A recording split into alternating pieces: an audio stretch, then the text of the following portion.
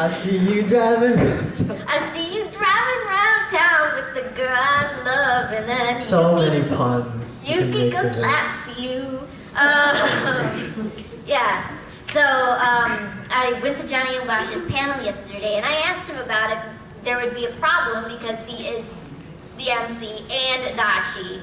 And I love the guy to death, but I don't think he has enough range to do two different people in the same anime.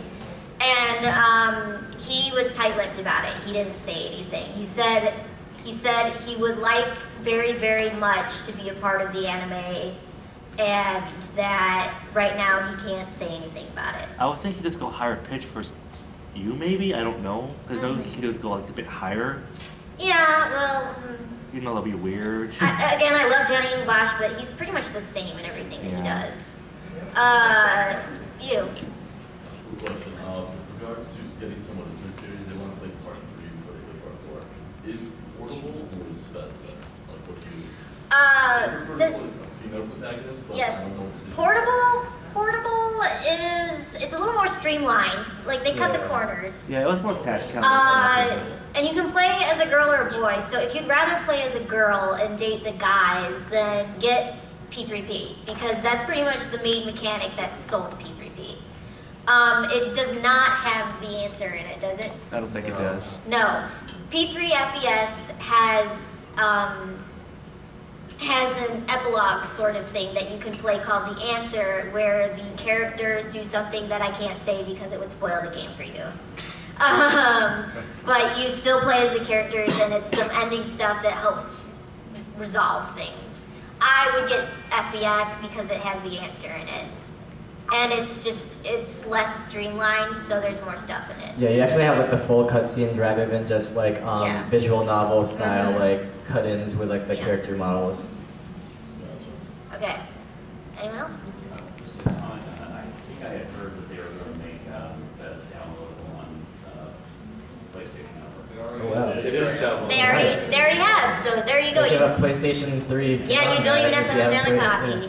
Which is hard because Atlas is limited release. Any other questions? I also know about mythology. Anything you'd like to know about that? You something random do the Persona game? What? Be random do the Persona game in here? We'll see, yeah.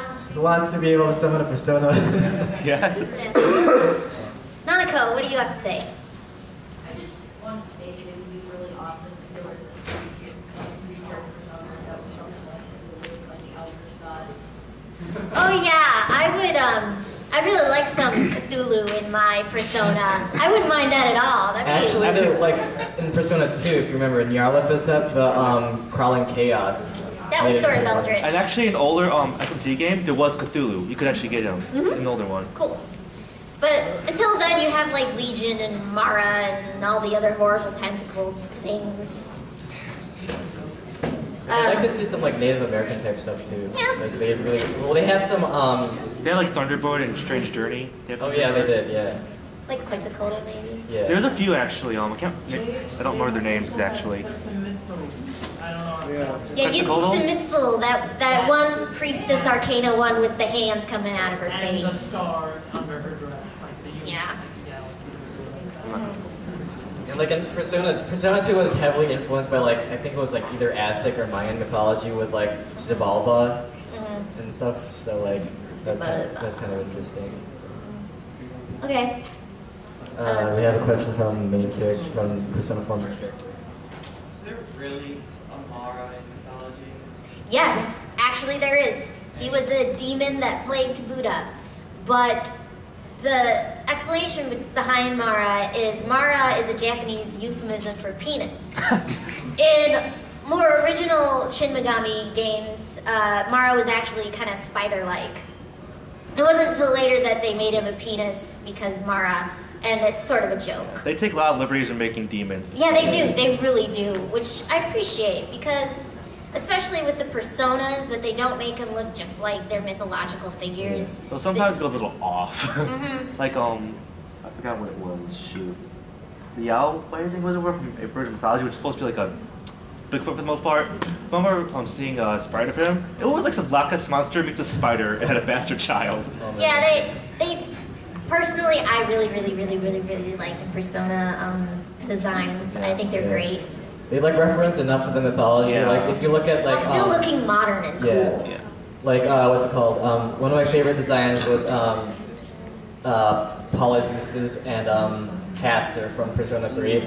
Like they look similar because like it's They're the Gemini Shinjiro. twins. Yeah, it's Shinjiro and Akihiko's personas, and if you look closely, like what's the name? Castor has like a spear embedded in his chest, which is like a reference to the mythology too. You have one brother like Kill the other. will die in rather. Yeah, like, really. Yeah. So and it's like it kind of like references the relationship between Akihiko and Shinjiro as well. So. And all the personas really, personality-wise, fit their character. A lot of them, most of them. For example, Naoto has Sukuna Hikona. And Sukuna Hikona in the original mythology was a god that was born so small that he fell between his mother's fingers when he was born. Oh. And the other gods thought that he was useless because he was so small. So the reason why it looks like a moth is that he made a jacket out of moth's wings for himself because he was so small. And he turned out to be so intelligent and great that he became the patron god of like medicine in Japan. Oh, he has skills like Yeah. to lay on. Which is just like Naoto. She had to prove herself to everyone as a detective. Also, another interesting mythological bit is that like the main like personas, you have Orpheus being like the starting persona, the Persona 3 protagonist, and then you have Izanagi. They're the same, pretty much. Yeah, they both went down to hell to like look for their lover. look for their lover, and then They saw their lover and then got chased out. yeah. Well, actually, it's slightly different. It's a little different with Orpheus. Yeah, a lot different. got torn to pieces. Yeah. Like the design for Orpheus is really interesting because like everything looks mechanical except for his head. And basically what happened to Orpheus in mythology is that he was torn apart by followers of the god Dionysus. So like only his head remained. So. Yeah. And with Izanagi and Izanami, it was Izanami cursed him by saying, every day I will kill 1,000 of your children, meaning people. And he said, well then I will make 1,500 every day. Honestly, Izanagi's kind of selfish in that because he was like, oh, she's hideous now, run away. Yeah, well, no, she chased after him because she said not to look. Oh, okay.